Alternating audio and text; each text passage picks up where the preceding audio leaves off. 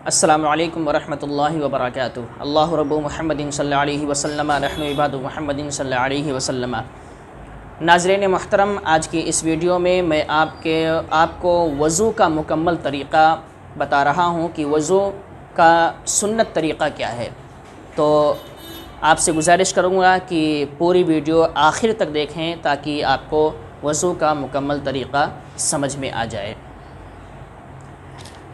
जब आप वज़ू करने का इरादा करें, आप नियत कर लें और नियत करने के बाद में सबसे पहले आप बिस्मिल्लाहिर्रहमानिर्रहीम पढ़ लें।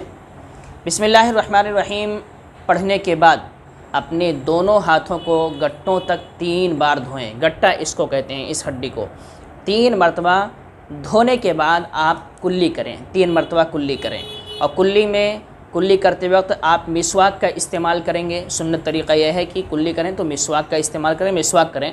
अगर मिसवाक ना हो तो अपनी उंगली से जो है दाँत को अच्छे तरीक़े से मलें, दाँत की मालिश करें।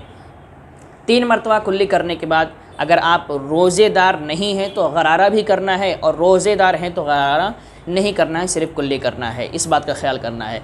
3 मरतबा कुल्ली मुकम्मल हो जाने के बाद आप 3 मरतबा नाक में पानी डालें और नाक को अच्छी तरीके से साफ़ करें।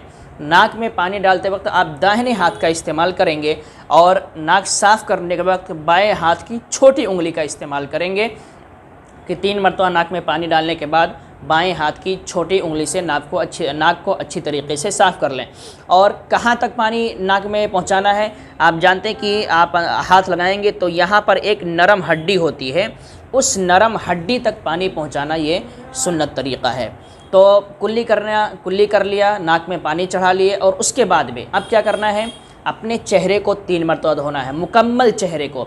चेहरा धोने में इस बात का ख्याल करना है कि पेशानी पर जो बाल निकलता है, यूँ फ़र्ज़ कर लीजिए कि पेशानी का ये हिस्सा है, यहाँ से बाल निकलता है तो वहाँ से शुरू करना है चेहरा धोना और थोड़ी का जो हिस्सा है उसके नीचे तक लंबाई में धोना है और चौड़ाई में ये कान की जो लौ है इस हिस्से से लेकर इस हिस्से तक, यानी पूरा ये गोल हिस्सा होगा कि पेशानी के बाल से लेकर इस तरह गोल हिस्सा, ये पूरा आपका धोने में आएगा।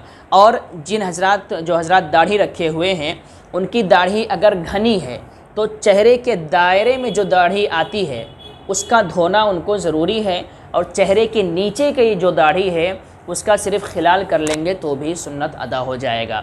लेकिन जिनकी दाढ़ी घनी नहीं है, हल्के फुल्के बाल हैं, तो उनको मुकम्मल तरीके से धोना ही ज़रूरी है। ये सुन्नत तरीक़ा है। तो चेहरा धोने में इस बात का ख्याल करना है कि पेशानी पर बाल निकलने की जगह से थोड़ी के नीचे तक और एक कान की लौ से दूसरे कान की लौ तक ये जो पूरा दायरा होता है, इस दायरे का धोना ये सुन्नत तरीक़ा है और 3 मरतबा धोना है। अब चेहरा धोने के बाद 3 मरतबा दोनों हाथों को कोहनियों तक, यानी कोहनियों से थोड़ा ऊपर तक धोना है। और धोने में इस बात का ख्याल करना है, सुन्नत तरीक़ा ये है कि पानी जब हाथ पर डालेंगे तो हम उंगली की तरफ से शुरू करेंगे।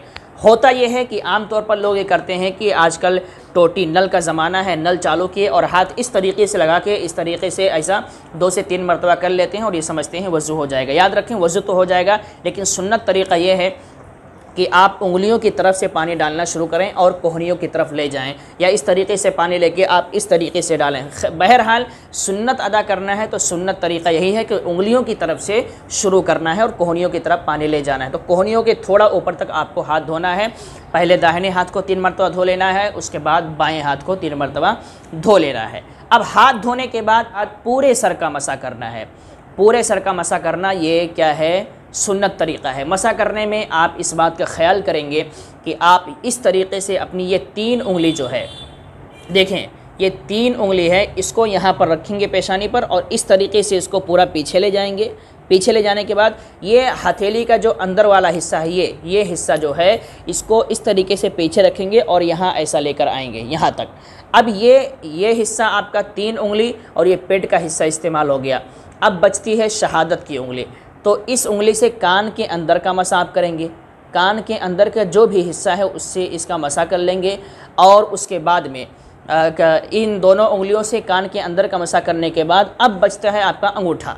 तो अंगूठे से कान के पिछले हिस्से का मसा करेंगे। इस तरीके से कान के पिछले हिस्से का मसा करने के बाद अब हथेली का जो है पिछला हिस्सा बचता है, यानी पीठ वाला हिस्सा, तो इस हिस्से का इस्तेमाल गर्दन के लिए हुआ कि आप इस तरीके से आप अपने पिछले वाले गर्दन पर हाथ फेर लेंगे। बहुत सारे लोग मसा करने में ये गलती करते हैं कि अगले हिस्से का, इस गर्दन का भी मसा करते हैं, ये गलत है, ये सुन्नत के ख़िलाफ़ है।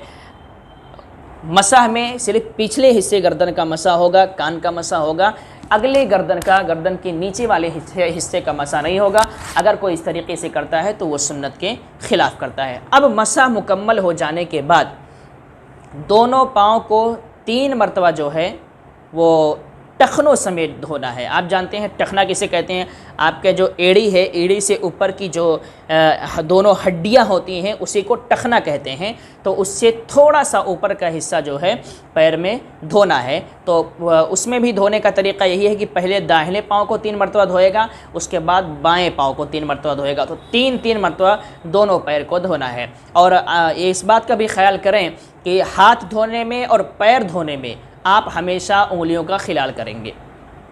हाथ जब धोएंगे, हमने बताया कि उंगलियों की तरफ से शुरू करेंगे और कोहनियों की तरफ पानी डालेंगे, तो उसमें भी उंगलियों का ख्याल करना है। और पाँव जब धोएंगे तो पाँव में भी पाँव की उंगलियों का जो है ख्याल करना, ये सुन्नत तरीक़ा है। तो ये वज़ू का मुकम्मल तरीक़ा हुआ जो हमने आपको बताया है। अब आपके ऊपर है कि आप वज़ू शॉर्टकट में करते हैं या सुन्नत तरीक़े से करते हैं। सुन्नत तरीक़े से आप वज़ू करेंगे तो उसी तरीक़े से आपकी नमाज भी मुकम्मल होगी। इसीलिए हुक्म यही है कि वज़ू में सुन्नत का ख्याल किया जाए ताकि वज़ू मुकम्मल तरीक़े से हो। जब वज़ू मुकम्मल होगा तो नमाज भी मुकम्मल होगी। जब वज़ू में कमी रहेगी तो आपकी नमाज में भी कमी रहेगी। इसलिए आप सबसे गुजारिश करूँगा कि वज़ू करें तो बिल्कुल सुन्नत तरीक़े से करें, बिल्कुल सही तरीक़े से करें। अस्सलामु अलैकुम व रहमतुल्लाहि व बरकातुहू।